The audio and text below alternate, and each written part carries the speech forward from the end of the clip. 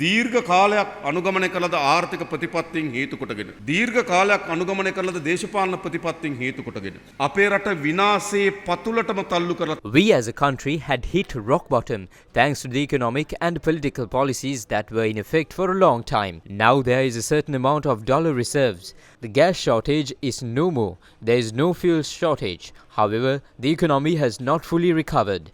Can a country in such a situation be entirely rebuilt in 2 months? That cannot be done. We need to work hard, put in our efforts, and pull our country out of the abyss. I can promise you one thing. We all suffered 2 years ago.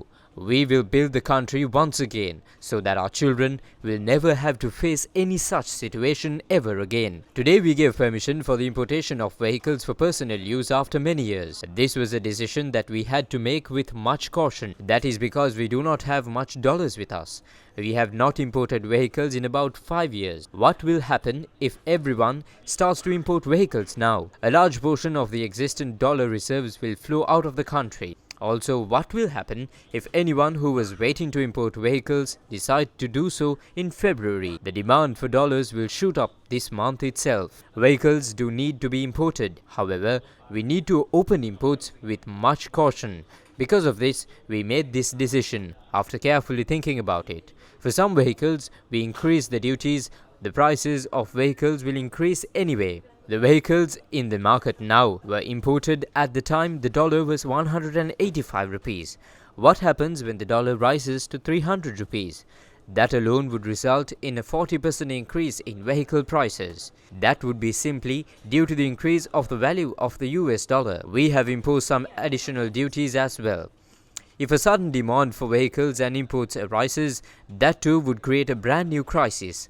Is the solution not to import vehicles? We could have postponed this by 1 more year.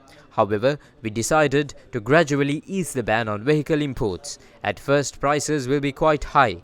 However, we might take steps in the future to reduce the prices. හොඳ ගේන්න නැතුව ඉන්නකද ඕනනම් තව අවුරුද්දකට අපිට නොගෙන ගේන්න නැතුව ඉන්න තිබ්බා. හැබැයි අපි අපේක්ෂා කරා ලිහිල් කරන්න ඕන ක්‍රමානුකූලව ආරම්භයේදී මිල ඉහළයයි සමහර විට කාලයක් යනකොට මිල අඩු කිරීමේ බලාපොරොත්තුකුත් අපේ තියෙනවා. President Anura Kumar Dissanayake also spoke on the support that the government is receiving from foreign nations. We plan on making an official visit to the Middle East in mid-February. We are looking into possibilities of reaching an agreement on oil. By now, all foreign governments and international organizations are extremely impressed with our government. Tomorrow, we plan on inking an agreement with the Deputy Minister of Japan. We are also holding discussions with the Asian Development Bank. The World Bank has agreed to allocate the biggest amount of funds that it has allocated to our country so far by next year. We are making progress. These days, we are putting in the biggest effort into resolving the mess made by the previous administrations. We have barely been able to launch new initiatives.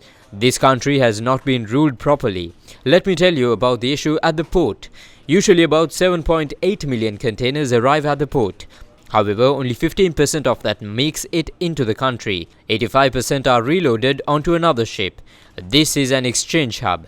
This is extremely important given the strategic location of our country. Not even in India are this many containers exchanged. However, the 15% that make it into the country need to be cleared soon. If not, a congestion will be created. And even the ships that come for container exchange will not come back to the port of Colombo. We realize that we need a plan to clear these containers promptly. There is another issue. Some containers are cleared in the afternoon. Although they are cleared in the afternoon, they retain it within the port until night. Why? Because it is impossible to go to Petta in the afternoon. Usually stocks of rice and dal are brought to Petta. This would increase the congestion. They should have known that this issue would arise at one point and taken preventive measures. We have identified a 2-acre plot of land in Blue Mandal and will be completing renovations there in a couple of days. We will bring the containers from the port to this land. We will inspect them there.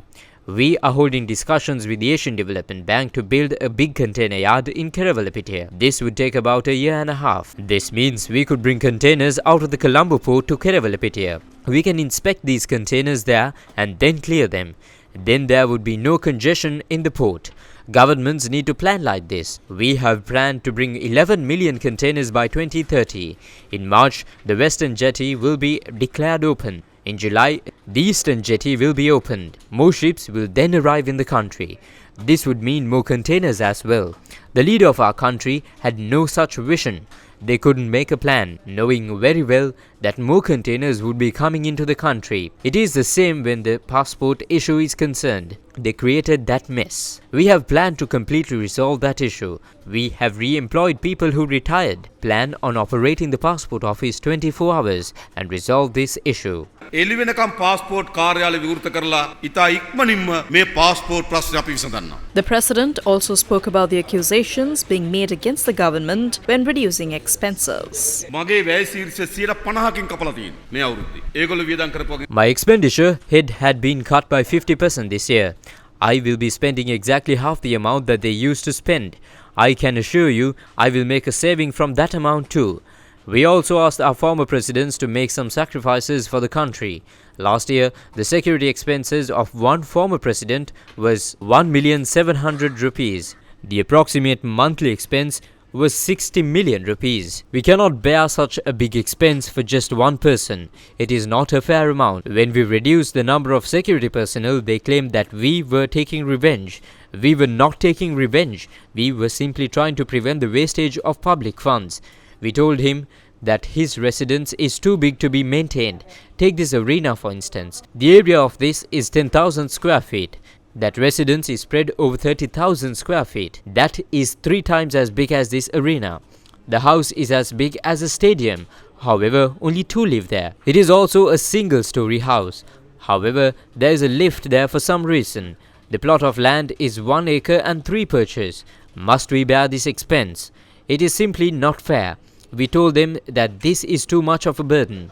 Then they started saying that we are trying to evict them and that we are seeking revenge. This is not revenge. We are simply trying to get them to stop wasting public funds. Some people cannot afford 3 meals a day. Must we maintain former presidents like this? We request them to hand over this residence.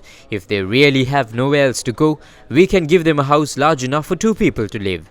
How can they say no to that? This individual was president for 10 years. For all those 10 years, he had not withdrawn his salary. He hadn't even known that a salary was being debited to his account. It was his personal secretary had taken the money. Same goes for his son. I saw reports saying that his son too, for many years, had not withdrawn his salary. For someone to forget their basic salary, how rich can they possibly be? I will say this again. If you have no place to go, we will give you a house. However, that house will not be this one. Same goes for the female former president. For her office and security office, a total of 15,500 square feet for one. How is this fair? Do you think that we are taking revenge? Let's civilize our country. We need to learn to save public funds. We can let go of the funds wasted in the past. Stop doing it at least now. He also expressed views on opposition groups coming together to challenge the government. Regardless of how hard the groups that lost are working to regain power, this government will not back down until we have your support. We didn't come into power just to leave. Everyone is panicking. Everyone is uniting quickly, claiming they're standing together against suppression. But what suppression have we caused? Wasn't it them who engaged in suppression? We have not done so. But we will pursue justice. We are given a mandate to fight against all form of crime. And that is exactly what we will do. If they choose to see this as revenge, that's their perception. But it's not revenge. It's justice.